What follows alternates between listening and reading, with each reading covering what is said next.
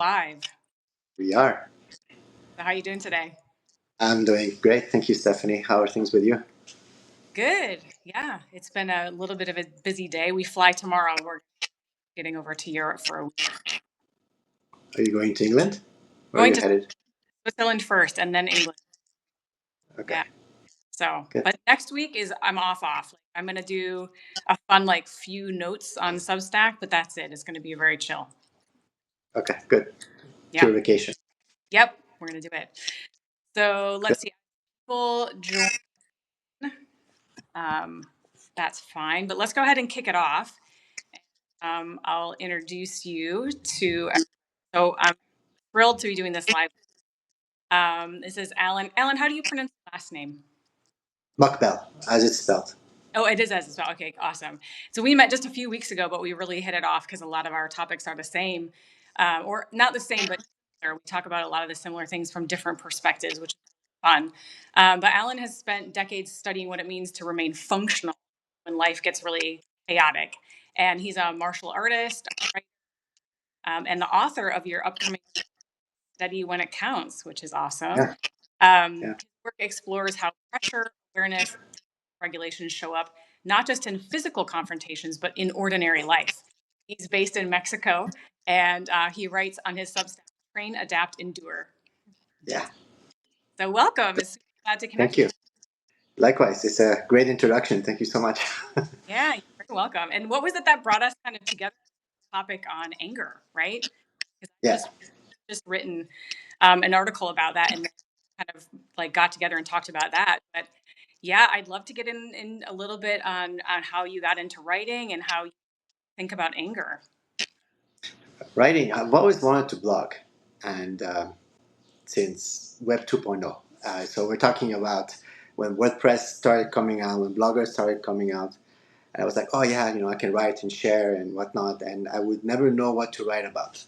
It was I would start being too technical about how to punch and how to do this. I'm like, yeah, but you can't really explain that written. And then I would stop and would try a different angle, and then would stop again.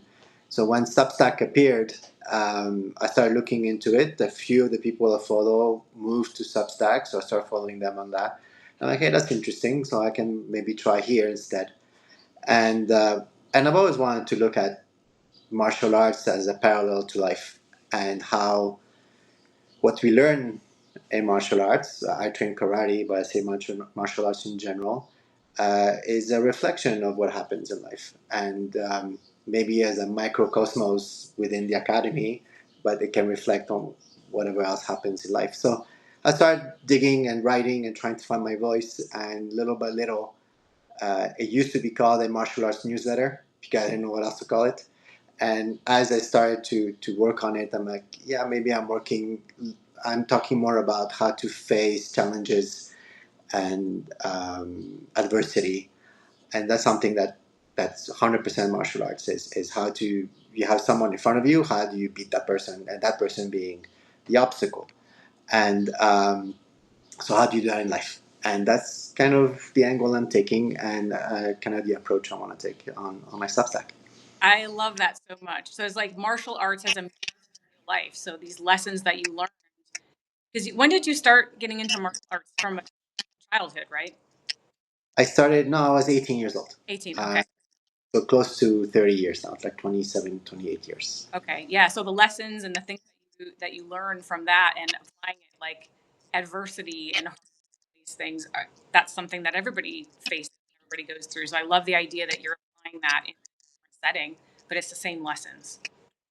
It is. And what I noticed is that the way I respond to some situations, I'm usually calm and kind of figure out the solution. And maybe that's the engineer in me, that's my profession. So the engineer looks at a problem, dissects it, finds a solution, fixes it.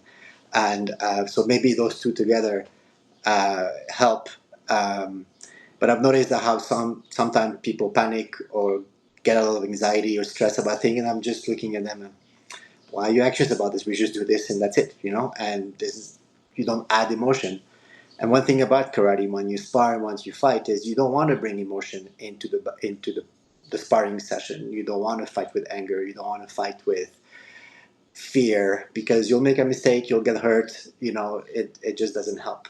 So you learn that intuitively as you start learning and growing in martial arts. Same thing with any art. And that's why I say martial arts, not just one specific style, but you learn. And the more you are into your emotions, the less you perform, and the more you're able to stay into your head and see what's going on, the better the outcome of the sparring session or the fight in this particular sense. So when I see that with life in general, when you have somebody cutting you off, I used to be prone to road rage, not so much anymore. And living in Mexico, that's a thing that road rage is rampant. It's everywhere, and it's understandable because everybody's stuck. Everybody wants to move. Everybody wants to go home. Everybody's desperate. You say, you honk, you do, you just whatever small little things can set anybody off, and that can eventually lead to something worse, right? People get out of their cars, people fighting, people yelling at each other. I saw one bus driver just coming out and swinging a baseball bat. I mean, weird, strange things. But you look at it and you're like, okay, that makes sense. You've been stuck for 2 hours. You're not moving. You just want to move. Everybody is in the same boat. But just because I honked at you, or just because I yelled something at you, then everybody freaks out. So it's situations that work, same thing, that kind of stuff. So I started looking and noticing how I behave in some situations and how other people that might not be training in martial arts behave, and I'm like, okay, there's something there that I learned that could be benefit that person to calm down, chill, and try to figure out how to solve a problem. Right. And so that's what you're doing now is you're isolating those learnings and trying to help because some of us have not studied martial arts, right? There are some things in there. I mean, what would you say is one of the key learnings that you learned from martial arts that you're able to apply, but more than that, like help other people apply those learnings? What would you say is one thing that's made a big impact? I'd say repeated exposure to stress. When you train regularly and you're fighting a lot, you go through it at the beginning, those feelings of fear and anxiety. I don't want to get hurt. I want to win. I want to show the teacher that I can. You have all these kind of mixed feelings, and little by little, you start to stop feeling those feelings and just fight. And but that only happens because you've done it so many times. And let's take a regular example. I present a lot of work. I give conferences, I give trainings. And the first few times I did it, I was stressed out. I would mumble, I would, stutter, find my words. And it's been 10 years now I do this. And now I give a presentation I barely need to prepare. All I have to do have a sense of what I want to talk about. And I just go. And people, oh, you're a good teacher. You explain well. Yeah, I've been doing this for 10 years. And because I've been exposed to it and given conferences and trainings and presentations regularly, now it's second nature to me. So same thing for stress, same thing for a difficult situation. If you are exposed to an environment that helps you train, that's where train, adapt, endure comes from. You train yourself. For example, de-escalating, you can train that. How do you train that? How do you practice that? Well, you can practice with your partner, with your kids, with people at work.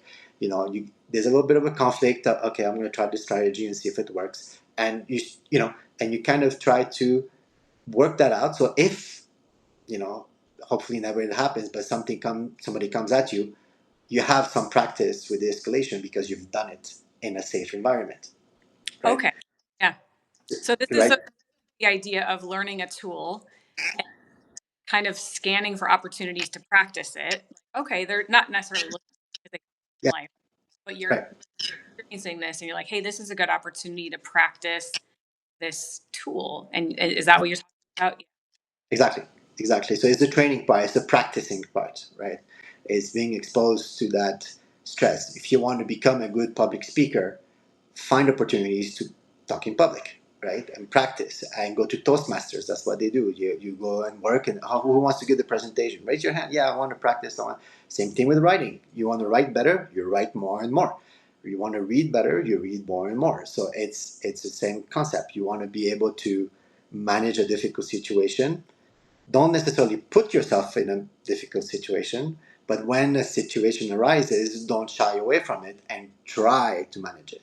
You know? Yeah, there's something else there about like of instead of fighting those because sometimes they're unavoidable, and you're Yeah. just like, well, okay, this is what it is right now. Can I from a different perspective other than like let's get out of here as quickly as I can, but like let's learn from this and use this as a bit of an exercise opportunity, growth opportunity. Right. Well, I mean, okay. So if you are in a difficult situations, you want to get out, but that also requires practice, right? To detect the danger beforehand, to find exits, to not be stuck in a crowd, to manage a crowd. These are all stuff you can practice. How can you practice? You go to a concert. How do you manage the crowd in the concert? You're in the grocery, you're in the bus station, you're in the metro. There's crowds. How do you learn? How do you manage? You start looking, you start paying attention. You're not there on your phone looking at the ground. Like it's you know what I mean? Like it's you use the everyday events to practice awareness, to practice exposure, so that if one day it happens, then you have it's not a surprise to you. Yeah, yeah. I see my friend Jen just joined as well. Hey, Jen, and I'm Right? cracking up a little bit because the perspective and why I'm talking to you about this so much is again you're coming at it from a physical perspective. There's a safe, like a physical safety thing, and Yeah. I take the approach of like the more the psychology. There's a psychological component to this as well, and sometimes it's safer to play, and sometimes it's not safe to play. So to your point, like if you're really unsafe, you need to manage that. Yeah, and Jen also says I think there's a gender component. Yeah, I mean, it's true. There is a bit of a I mean, I do think it's a bit more challenging in the world to navigate as a I'll say a woman, but you could take this a couple of different angles, but there are different ways that we view things like safety and other people in crowds that um, is different. But I love this two angles coming in on this topic. Yeah. Struggle sometimes with gender is because yes, there's differences. Women are smaller, men are bigger. If I go to a concert with my wife, she's behind me and I'm acting as a screen. Clear. She's not going to do that for me. That's logical, right? My son is getting bigger. He's 13 years old. He's almost her height, and now he's acting as a screen for her. Before, she was the screen for him. So where's the gender there? She's the mom, he's the kid. So it's more, right? But if I'm there with the three of them, I'm the screen for both of them. So Yeah. it's more of as a who's capable and who's not. Yep, that's fair. Yep. You know, Also, for uh, example, go ahead. no, I was gonna say it's also like if you're black belt trained, it doesn't matter who you are if you've got that. But I think it is interesting. So like my dad, for example, when I was growing up, would be like, okay, if somebody needs help, but you're by yourself, you just keep going because even though you might be capable of helping them, it's too risk. If if it was my brother, it might be different. You can assess the situation. If a person on the side of the road needs help, you might pull over and help them. So there's just this lens, maybe caution that is slightly different for I'll say women, but kids point too. Yeah, I understand. I understand, but even that would correct your dad and say, does helping does not necessarily mean that you get involved. Yeah. So you and your brother can help the person by calling 911, Of course. Yes. right? Yes. Yeah. And don't get involved. You see someone getting assaulted, you don't get involved. You don't know what's going on. It's a Eh, different situation. Yeah. There might be a weapon, there might be a gun, there might be a situation you don't know them, you don't know what's going on. The way you help is you call the cops and they Yeah. bring it. And you can stay away, act as a witness, you know, if you want to, or as soon as the cops come, you leave. Whatever you're comfortable with. Um, I'm trained for almost 30 years. I'm not looking for fights, and especially when I'm around my family, I'm not there. My son was when I was younger. It's like, oh, you're gonna do it? No, I'm not gonna do anything. We're gonna go home, And Yeah. there's, my goal is to be home, happy and safe, and with my family. That's my goal. Not try to show off that I can fight and I can, break your neck or whatever you name it, right? But if I need to and I feel this danger, I think I can respond. Whether or not I'll come out perfectly well, I don't think so. But it's a fight in the street is a fight in the street, and with everything that comes with it. But it's there's other ways. What I'm saying is that you want to Yeah. be a a good Samaritan, there's other ways to do that. You don't get into a fight, you try to find alternatives. Yeah, there's a level of discernment and wisdom in that as well. Absolutely. So we are talking about on this as well, and I'm wondering why anger is like why is it piece of information? A lot of people have a lot of attitude about emotion in general, but I feel like anger in particular, people have a lot of strong. I am not angry, or anger is bad, and so maybe we can get into how you view anger to start with. Anger. When Anger is, I think, the one phrase I learned. I was a part of a men's father club thing. And one thing that came out of one of those sessions was that anger is a secondary emotion. It hides the true emotion. So when you're angry, you could be offended, you can be feeling lonely, you could be, let's say, not listened to. So, for example, let's say, I'm trying to talk to my wife, let's say, let's just use that as and she's busy with a million other things and she's not paying attention. I get angry. But I'm angry because she's not paying attention. I feel that I'm not being listened to,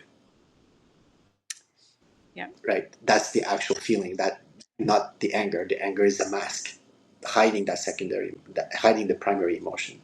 So that feeling of loneliness, disconnection, generates that initial anger that could then bother or escalate to something else. Uh, Last time we spoke, we talked about of anger. This Yeah. is the book. I Yep. found it. There's one line in there that I think demonstrates very well what I'm trying to say. He goes, "Mankind is born for mutual assistance. We're a tribal species. Hmm. Anger for mutual ruin. So while the former loves society, mankind, the latter estrangement. Anger is eager to punish," which gives a different perspective. It's one thing to feel frustrated or feeling disconnected. Anger just bring that to a different level. That is like, okay, I'm trying to protect myself, and to do that, I'm gonna do something, and that do something is usually bad. It's not a good action, generally speaking. It's It feels, yelling. It's yeah, it feels like anger is the sort of primitive, immediate response, yeah. and then something under it that I don't know if many people get to that second layer. Like, how do you find to move from the anger into the real reason for the anger? It's a good question. It's hard. Um, I needed to work on it a lot, and journaling helped me. Is I would write and just get it out, and then slowly you kind of slow down, you calm down, and then the actual emotion comes out as you continue to evaluate or um, analyze what you're feeling. Right. Mhm. Um, Counseling can help. Coaching can help. Um, it's I feel is to find the ability to detach from the emotion, to look at it from outside. This is when you realize something else is going on. But if you're Yep. staying in that bubble kind of blinds you to what's going on, and you're not able to move on. So you as a coach, it's a perfect kind of role for that. Like, people are sharing, I'm angry for this, and that. Yeah, but did you see this? And because you have that ability, is because you're detached. You're not emotionally attached to the situation or the person that you're talking to. So you're able to see things clearly, and that's, I think, the hard. It's hard. It's Yeah. difficult. I've Yeah. had a lot of help. And there's a reason that it's hard as well, because if you think about when your nervous system is activated, right? And when you're angry, you've got your sympathetic nervous system is going on, and your brain is changing your body hormones, stress. One of the things it's doing is it's narrowing your vision. It's just like into Right. survival mode. So you're like, I don't know Right. what's happening right now, but I'm in survival mode. I'm not thinking clearly, and I'm gonna get myself out of this situation, whatever that looks like. But you're not rational, and you don't have your full like prefrontal cortex kind of offline at that point. And that's the sort of thing that's where you need to be. Whatever can kind of pull you out of that more balance and the nervous system, that can help. And like you said, it is tricky and it's different for everybody. It But is. a deep breath. Sometimes it is like a physical thing too. Like you can go for a run, go out in nature. I used to do boxing. There's a little component there where you're just like letting it flow, and maybe Yeah. that's another segue too. Because I think when people are angry, they tend to push down sometimes if they can, and then or they'll have a little moment and they don't address the unmet need or what is behind anger, and then kind of get manifest deeper and deeper, and so it never comes out. It's never allowed to process. And if we do that for years and years and years, then it comes out in different ways, whether it's a chronic health issue or just your own demeanor over time. But it is like, how do you process these in a healthy way as well? And I think about that a Uh, lot. it, it, if you find a solution, let me know. I mean, it's one of those things that I mean, when I was a teenager, I would bottle everything up, and it would just build up, and out of nowhere, I would explode. I would yell at my mom, my dad, my brother, my sister, whoever, and then with that explosion, crying and just uncontrollable release, let's say, of what I've been bottling up for days or weeks. Any trigger could be. I could come home already triggered from school, or I could arrive home and my mom says something that triggers me, or my cat, or whatever, you Yeah, know, that trigger would ping, and and just crying, bawling my eyes, like just insane. And every time that happened, I would tell myself I don't want to be like that, but I don't know what to do about it because I would feel weak. I would feel not that it's weak to cry or to let go, but that's how it felt, sure. right? And and that might be something that anger does. Is it gives you the impression that you have control. It gives you the impression that you are powerful because when you're angry and you feel strong, you feel powerful, you have energy, you can respond, you feel that level of, well, let's say it's just power. I don't have another word for it. But when you start crying and releasing all that, and you feel the other side, you feel sad, you feel weak, you're crying, you this, you that, and I'm like, I don't like feeling like this. It was terrible. It was every time that happened to me, I would just not like myself for being that way. Yeah, And it took a long time. I want to say until my 20s, and I went through. So this is maybe a personal story. So when we got married, my father-in-law passed away a few months after we got married, and I was listening to your podcast about your own grief, and um, I relate to that because I was like, okay, I felt the same way, but I didn't realize why I was getting angry. I was upset. I was always, on a short leash, and I was trying to figure this out. I went counseling, and the psychologist said one, it was the grief of losing my father-in-law and everything that represented, meaning all the trips, vacations, or the things we had planned to do with him. We were about to move out to an apartment, but that got postponed. We were, my life went on pause, and that I didn't realize that this is what I felt, and this is what's bothering me. And sometimes you can't figure out by yourself. You need the help. You need someone to ask you the questions and really dig in and do the work. And until I got that therapy, which was around 28 years old, is when I kind of dealt with my teenage issues. And um, and since then, I'm much more tempered now. I get angry, yes. I'm Lebanese. We're hot blooded, and we're. I'm married to a Mexican. We're in Mexico. We're anything yeah, happens. Yeah, everybody's angry for everything, so it happens. But I think now I have better control of what I get angry about, and my way of letting it out is talking about it. And yeah, I raise my voice. It's just my way, and it allows me to release what I'm feeling, but it's not targeted. So it used to right, be targeted. I would get angry at work and yell at my wife, or my kid, yell at them because they did something. Now I just share what I've been through throughout the day, or what happened at work, or what happened in karate, or what happened in whatever. So I'm telling the story of why I'm feeling angry or frustrated, and that helps me release it. And then sometimes the voice goes up or whatever, that happens, but then the anger is not targeted. It's just a release. And obviously, it's conversation with my wife and explaining all this, and she knows that I'm just sharing and I just want to let things out. And she does the same when she's frustrated, and that's kind of our way of managing the stress and the pressures of life. Is just Yeah. spend a half an hour and we just rant, and rant is over. Okay, put on Netflix and watch the show. Like Well, we're ready to go. really important that I'm hearing as well, which is that the directed versus the non-directed, right? So when you're feeling activated, like, listen, we're human, and anger is an emotion of the human experience. And so I think it's always really funny to look and be like, oh, you're happy? That's allowed. Excited? Yep, that's allowed. Frustrated? Meh, a little bit, but anger? No. And so you've got this wheel of emotion, and you're allowed to have some of these things, and some of them are more also civilized, right?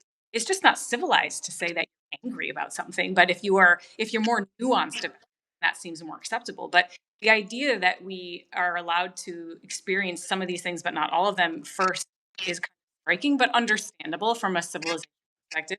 Understandable, but we're not taught how to process these things either.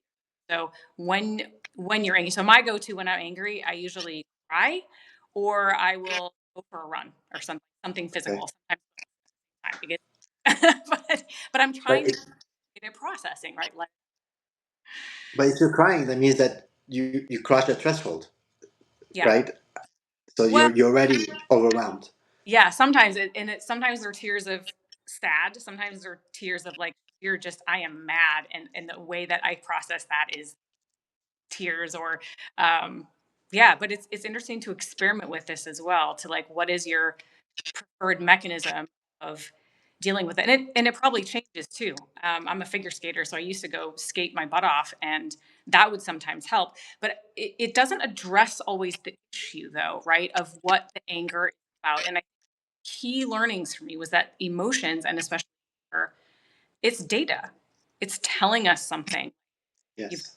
need that's not met. Someone has crossed a boundary. There's something happening there that if you just treat it and then you go through it, it's going to happen, right? So what is the deeper layer, and how do people like think a little bit differently? Oh, Do you say it? Do you say I am angry or I feel angry, I or do do. you keep it? That's Okay. that is brand new. I'm talking months. Like I used to just say it in my head, and now the vocalization of that is huge. Yeah, I agree with that. If you just keep it in your head, it doesn't work. Like you have to externalize it. I Yeah.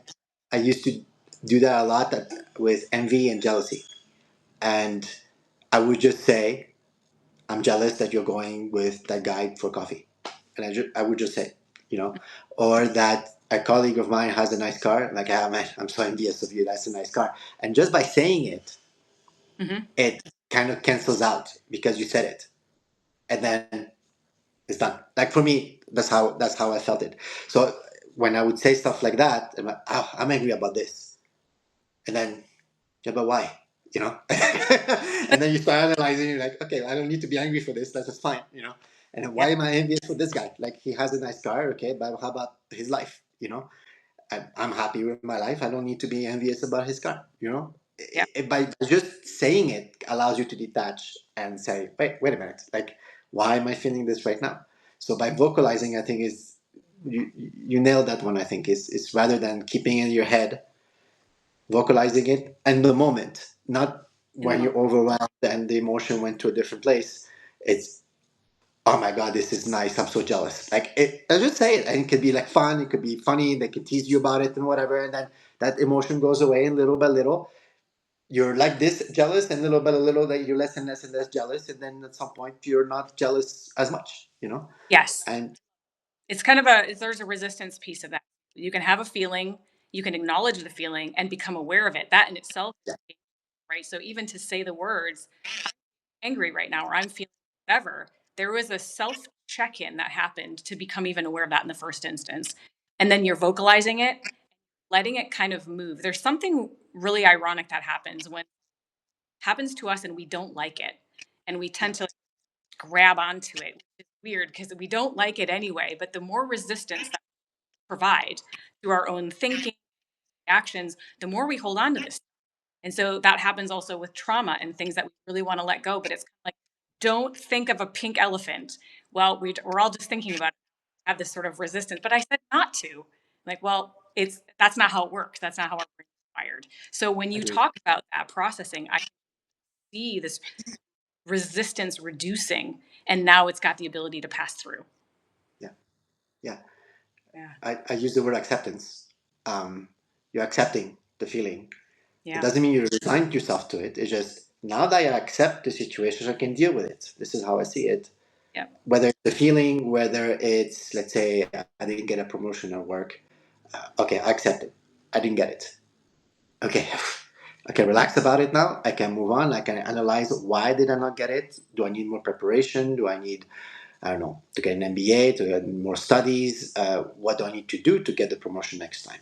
Now I can think, right? But yeah, I think it's all saying the same thing. It's recognizing and having the humility to recognize it, because that's the other thing. When the anger is there, there's no humility at all. It's all ego. It's all about me. It's all about protecting me. It's all about I got offended. I got insulted. It's all about my own self entitlement about what I lived. That's Yeah. what anger does, protecting me. Um, at the moment you let that go, then you can say, I am safe. I'm fine. Nothing happened. I'm going to deal with it now. I'm going to try to figure out what the problem is, and then I can find a solution or try to get to a solution to help me solve that problem. Mm, yeah. That's powerful stuff. You also you talk about the difference between suppressing anger and channeling it. Can you talk to us about that? Suppressing anger. I'll use the martial art perspective there a little bit. What I notice is when we spar, especially with new belts or new students, they they get angry, and that's just the emotion of the fight. Is you're getting into a situation, your body recognizes a danger. You're fighting. You're getting hit. You're hitting somebody else, and you start getting angry because it's not going the way you want it to go, which always happens. This is a given. Um, so what do you do then, right? And then they start bubbling up. They start, just tightening their body, and then they can't move because their body is tight. And the fact that it's tight, the movement, the muscles are not allowing you to adjust and do something. When I see that with students, the first thing I say is breathe, relax, loosen up. You know, you're still angry. I'm not telling you not to be angry. I'm just breathe, just breathe. Just relax. Let your muscles relax so you can do something. So suppressing feelings for me is what freezes you, and that's what does not allow you to move on. And breathing, lying down, taking a nap, eating, going for a walk, going for a run, listening to music, whatever is going to allow you to relax, because anger, you can feel it. You start getting tight, you feel it. You feel it here, you feel it here. You want to yell, you can't. You want to tell somebody off, and you just can't. It's not polite. Let's say you're in the office, you can tell your boss, you know, go see somewhere else if I'm there. Like, you can't, you know, you can't do this, right? So Yeah. you bottle it up, it stays there. And you have to learn little by little how to first not take it personal. Most cases, it's not personal. Most situations are not personal. And then from there, develop your own strategies to loosen up, relax, so you can move on, so you can have that conversation, so you can act, behave, or in the case of karate, fight back. Um, but if you're too tight and you're suppressing, that's kind of the parallel I'm doing, is that you just get into your shell and you're there and you're not moving.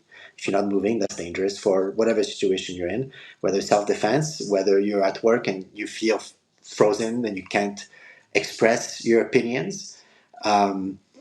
Then you can't move on. You continue being frustrated because, one, you're frustrated because you didn't say what you wanted to say, and then the business goes on to a direction that you don't want it to go because you didn't say what you wanted to say. So it's, a Self. feedback loop. Yeah. It's a cycle. Yeah, it's a cycle. So you need to develop. And how do you work that? Through practice, through uh, something as simple as, having a coach and doing, what's the word again? In French, we say mise en scène. Is when you you practice. You have somebody that you're gonna behave as my boss, and I'm gonna try to tell Oh, you I don't agree, right? yes. And then if you as a coach, you can say, okay, change this way, say this way, what you're trying to say, and you're giving me tools that I can use. Now I've gone through several coaches, and they all give me different tools that little by little I started adapting to my own personality and the way I do things. Um, I used to talk a lot and then interrupt and just butt in and just say, no, you're wrong. And slowly, my last coach was like, just wait, listen and wait. If you can't hold it, write down. Write your ideas down. Write what they're saying. Take notes so that you don't forget what you want to say, because sometimes you interrupt because you don't want to forget what you want to say. Sometimes. Right? So write it down. And maybe the comment will come from someone else. And maybe that person talking, maybe he'll say it, whatever you wanted to say. But just be composed. Just hold on, write things down. That's your release. Write things down, and allow your comments in there. I doodle a lot when I'm getting upset. Circles and Yeah. little sketches, whatever, and then let that here. But it allows me to listen. It allows me to hear. This is my release, but I can concentrate on what the other person is saying. And then, okay, this is happening, blah, blah, blah. Okay, my first point I wanted to say has been said by this person, so I don't need to say it and I can wait. And I started doing that. And now I feel that I'm in a better position to, when I have an opinion, people are listening, which was one of my own frustration was like, hey, I've said this 10 times and you guys are not listening. As simple as that. Now it's like, okay, like, yes, I've said it, but I won't say that I've said it. I'll just say, okay, let's review this, blah, blah, blah. I have a different way to spin it or try to think of a different angle or different tone. It's all practice. It's all trying stuff out. And you can see the amount of books I have here, and I have another bookshelf here. It's all self help books, communication books, martial arts books, you name it, philosophy. And I'm reading a lot about this kind of things because every book gives me a small little idea I can implement and try. And little by little, I develop my own way of doing things. Yeah, I love that. Thanks for that. I think a lot of what you're saying too, a couple of times is about space. It's about not letting us react, which is emotion led and usually not the best response. But moving from this reactivity into responsiveness from a slightly less activated place. And so, Yes. how do we do that? And what are people's practices for that? And it could be as simple as a breath. It could be as simple as you mentioned the doodling thing. There is something really nice about tactile. I've got like this stone at my desk and some other things where if I get overstimulated or bored or whatever it is, Yeah. up and I am intentionally putting my awareness on this thing, whether this thing is you and really listening, or whether it's this or whatever. The breath is great with us, but there's something about just that pause and then making an intentional decision that is kind of a game changer. And it really is a lot of the other tools start there. We can do much else until we get to a little bit more of a calm state, and then we can proceed with XYZ tool or discussion or whatever. So that's a huge piece of it. Absolutely. And it's hard. It's not easy. It's hard. But you need to be intentional about this. It's something you want to work at improving. If you just, oh, I don't like doing this and whatever, you're not intentional about developing the tools that you're missing to work on that, it's never going to happen. So it's the awareness comes from the fact that you want to be aware. Yeah. You know, I just came up with that, but it's, Yeah. it's because you want. I got told by a boss that you're very intentional in the way you work. Yeah, because I want a specific outcome. And if I want that specific outcome, I need to work and do things to get there. And that needs intention, that needs a plan. I might not get it, but I might get close enough, right?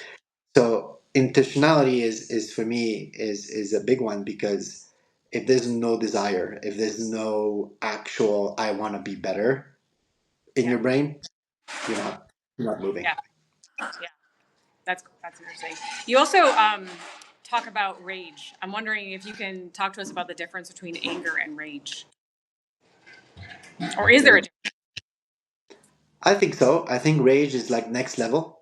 I think it's when you're not longer there. You're no longer there. Your body is reacting. Your emotions are taking over. Your conscious self, let's say, is no longer controlling what you're doing. That's what I think rage is. And just as an example, road rage is a big one. If you look at that person in normal life, you'd be like, that's a normal person. Why is it that in the car they become a monster? And that monster is not them. It's their ego, whatever you want to do, their alter ego, whatever. It's no longer them behaving. When they look at themselves acting the way they did, most often they're not, they'll get ashamed of that because they're like, well, that's not me. I don't do that. I don't even remember doing that, you know? So I think rage is kind of the next phase is when you completely lost control of yourself and you're no longer able to bring it back. And that's usually when problems come. Yeah, Yeah. yeah. I think it's an important discussion because at the end of the day, we're kind of at a healthy relationship with anger and keep functional and a healthy relationship with all of our emotions. Think about anger specifically. What is it like to have a relationship with that emotion? Well, let me send that question back to you. Like, well, how do you differentiate the two? Oh, on rage? Yeah, no, I agree with you. I think anger you start to lose a bit of control, like so you're super activated. When you're in rage, it's like you're right. You just and you lose control. Um, Yeah. yeah, I think that's probably the differentiation, which is and control is a bit of a weird word, but is like you've just lost yourself on the rage side, and then when you cool down, you might come to anger, and then you're a little more like, okay, I can probably manage and have to come down off the other side of that. But Right. yeah, Right. uh, it's almost like a consciousness thing at that point where you've just lost it. Yeah. Yeah. But So, how can you be healthy with that though? Because it's so bad. yeah. Um, it's not attaching the word healthy to it is kind of Well, incongruent. yeah, the question was more a healthy relationship with anger and emotions. I don't think you can have a healthy relationship with rage. I think rage is an outcome of not having a healthy relationship with emotions, including anger. And so when I think about particular, but all emotions, like having a healthy relationship, being able to identify it in the first instance, right? That's got to be number one. Like if you're angry or there's something happening there, and you're not used to becoming aware of it because we're not in our bodies. Like one of the questions that I think about is how do I even know when I'm angry? And that sounds like a really dumb question, but actually there is something that happens in my body that tells me that that I'm feeling a certain emotion, and learning the language of my body in a way that I can understand. Oh, yep, that's anger. That is anger. Like for a long time, I called it something else because it's primitive, right? So I think Yeah. there's something around just having an understanding of what's happening in our own bodies, and then taking it to the next level where you can to understand why we're that way. Mm. And maybe rage is an outcome of not doing that work. There are many, but Yeah. having a healthy relationship and you're being ignored. It's kind of like if you're getting sick and you're not paying any attention to it, your body's going to keep, it's not going to walk away. Your body's going to keep trying to give you signals until the signal gets so big you can't miss it.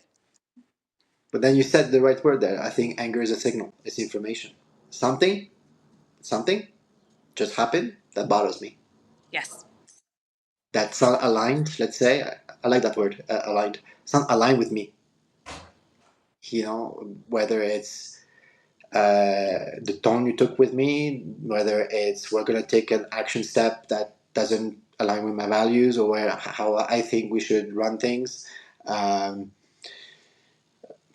it's this is a signal. I'll give you an example. We're working on creating an association work karate group here, and we're working with a notary, and we're looking at the paperwork. Something weird. The way that he's behaving is weird. You know, so I don't want to give too many details, but it's. So I talked to our teacher. I'm like, "What's going on? Like, why is this happening? You know, why is the rush? What's going on?" So we had that conversation, and I'm like, okay, I get the context, but we are the client. Why isn't notary pushing us to finish the paperwork? Like, it's on us, it's not on him. So he's like, well, that's a good point. And that's because at first I was like, oh, he won't listen to me, blah blah blah. And then that moved to, let me just have a adult conversation with my teacher and say, ask questions. Let's try to see what's going on. Maybe there's something I don't know, which I didn't. And then from that conversation, we were able to come to a conclusion, and not so much a conclusion, but write an action plan. Like, okay, write down what your concerns, send that to me. I'll sit down with notary and talk to him about it. So it was a way, and maybe a few years ago I would have been like, oh, how come this, how come that, and explode. And now it's like, okay, how can I approach my teacher in such a way that I know he's going to listen to me, and that I could or align myself to what's going on, right? Or try to see if we can align the boat to this right path, right? We're going there and we're trying to go here and just change direction and we're going here now. So it's information. It's a signal, I think, anger. When it's in the moment, if you let it stew and fester, it's no longer a signal. It's, I don't know how you call it though. It's another state of mind now. Now you're looking for problems. Now you're looking to fight. You're looking to argue. If you identify the moment as anger, there's a signal. What's going on? That here, I got angry. The secondary emotion was I'm confused. The primary, Yeah. we're not aligned in our values. That's the actual feeling, not so much the anger. So if you're able to catch it early, it's information. If you let it grow and get worse and worse, it's not information anymore. Yeah. That's a really good point, actually. It does fester and accumulate. So then you might get angry again and you kind of add to this ball and actually to talk about the lens of our lived experience. They call it samskara, and it's like there's no reality. So everybody's reality is siphoned in through our senses, filtered through our lens of experience. So we can have the same experience in the moment, both be remembering it differently and reacting to it differently. And I think about how we develop those lenses, right? And it's obviously our lived experience, but it's also the things that we've chosen to subconsciously or not hold on to. And whether it's unprocessed trauma or things that maybe could have been addressed, but then they weren't. So over time it becomes trauma. Yeah, And this just and you're carrying all this stuff. Now you're going through life. And the road rage thing is still sticking because now you're going through life with all baggage and everything that's happening to you, you're siphoning in. And if you have baggage that says something about a trauma that's never been processed, now everything that comes in is feeding that story, right? And so now it's like the negativity bias, the positivity bias, but you're creating reality from that, and that's really powerful. And that's the work. That's the work to even understand that happens, and then to let these things process so that we can get them when it's signal and not something else. yeah, Helpful. yeah, That other stuff is maybe less helpful. yeah. It's like not letting a pebble become a boulder, right? It's or a small snowball becoming a big one. Yes. It's catching in on time, Yeah. and but it's hard.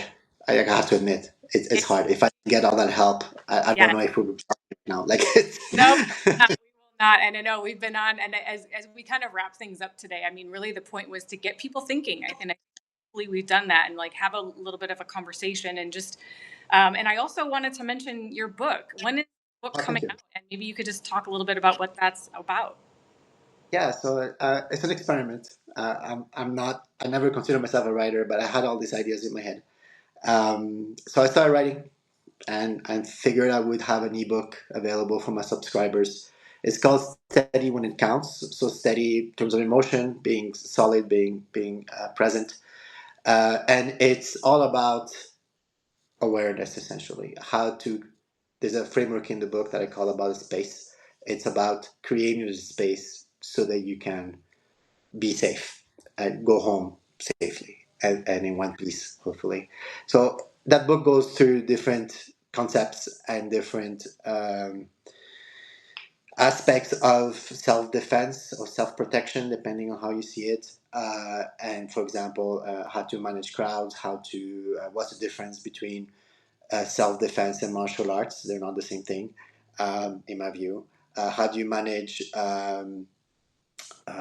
How do you manage difficult situations? So it's all about the moment before the aggression or the violent or the physical altercation. It's how can you not be there, essentially? Yeah. Just try to identify what's going on and disappear. And that's Yes. what the book is about. Uh, I'm going to launch it probably on the 15th of June next week. Is the plan. And if all goes well, I hope people and readers will like it and learn Yeah. Well, something. you kindly gave me a copy, and so I've read not all of it, mind you, but I've read a bulk of it, and I love the way that you've laid it out as well. And it's really, really applicable even to someone who's not into martial arts. So thank you for writing this because I think it's going to help a lot Thank of you. things a little bit differently and think about things that maybe don't get as much light of day as they deserve. Um, Thanks. so thank you for that. Yeah, and the Substack as well. Train, adapt, endure. Endure. Yeah. Yeah. So awesome. Well, thank you so much for joining me today. I appreciate it. Thank you so much, Stephanie. It was great. I had a lot of fun. Thank you so much. All right. You're welcome. Bye, everybody. Have a great weekend. Take it easy. Take Bye. care. Bye bye.